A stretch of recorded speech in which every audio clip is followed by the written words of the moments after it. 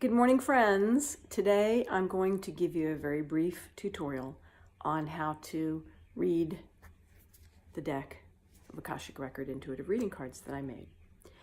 In your deck, there is a little card with some tips, but I'm going to explain a little further because I've had a lot of questions about how to actually interpret your own spreads. First of all, there's no wrong way to do this. Feel free to pick a card of the day.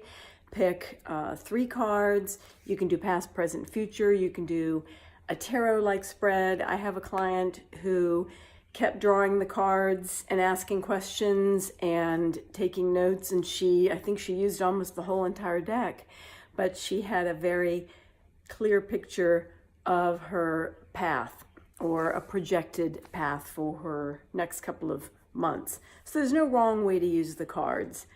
So all of my artwork is intuitive, and that means that I open the Akashic Records, I use a prayer to do that, raises my frequency, and then I connect to the Akashic Records and ask for whatever feeling, emotion, image is wanting to come through on the paper or on the canvas, and that's how I create the art for these cards. There are 56 cards in this deck.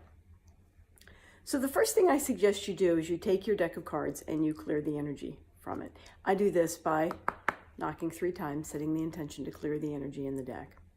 And then you hold the deck in your hands or at your heart, whatever feels best, and you put your own energy into the deck. This is important. You really just intend to put your energy into the deck.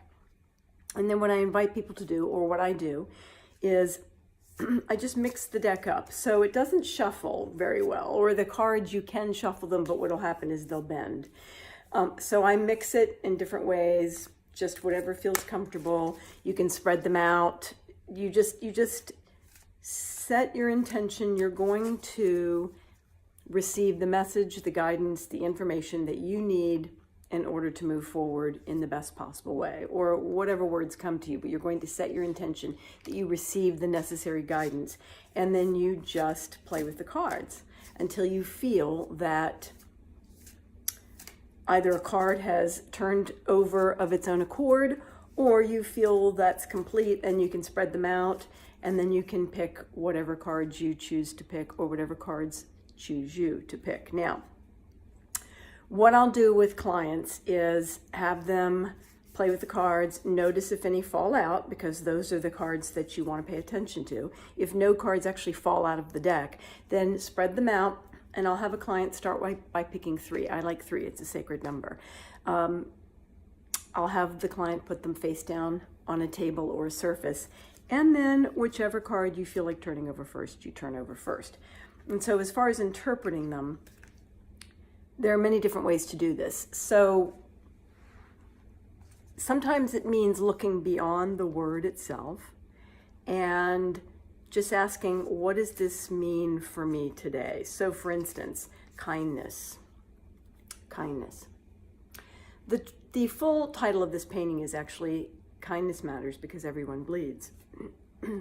So what I have clients do, and what I do myself, is I look at the word, look at the painting, and just notice. The first thing I ask you to notice is, does the painting, the colors, anything about it evoke a feeling in you? And this is important because when you are interpreting the cards for yourself or for someone else, it's important to notice what feelings are potentially triggered by the card, because you're beginning to move energy, and this is important. You're moving energy. So if no feeling comes up, that's fine. Then you just ask, what does this card mean for me today? And then you just bring your awareness into your heart and you listen. You just listen.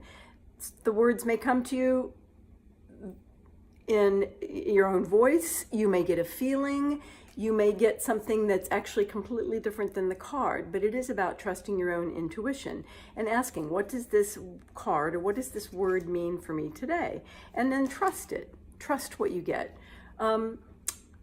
It's often helpful to look up the meaning of the word, or even the etymology of the word, the root of the word. It's always very interesting what comes up. The other aspect of these cards is sometimes you look beyond the word. So for instance, kindness.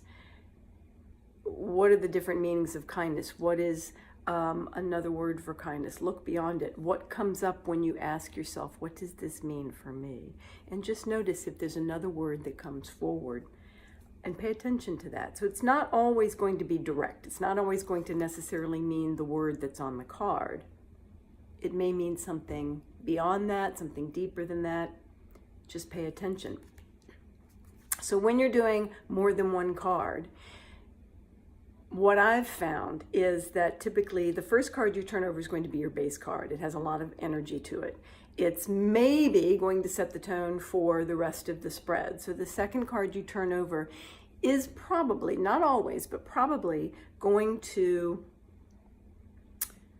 build upon the first card you turned over, connect to it in some way. So again, always be very open. Ask yourself from the heart. Ask your heart, your own intuition. What does this mean to me? How do these cards connect? And sometimes you don't get the full answer until you do the whole entire spread. And then it begins to make a little bit more sense. And certainly, if you do 3 cards and it doesn't feel complete, turn more over. There's no wrong way to do it. So I also suggest to clients that when you're done with your card spread, you take a picture of it. And the reason I say this is because if you go back and you look at this picture later, you very well may get some deeper insights into what the particular card spread is telling you. So it's helpful to come back and look at it later, notice what other information may come forward from that particular card spread. So I hope this has helped. Certainly feel free to reach out to me and let me know if I can offer any further guidance. So these are available through me directly through my Etsy shop. My website is thefigleaf.net. My email is thefigleaf444@gmail.com. Thanks.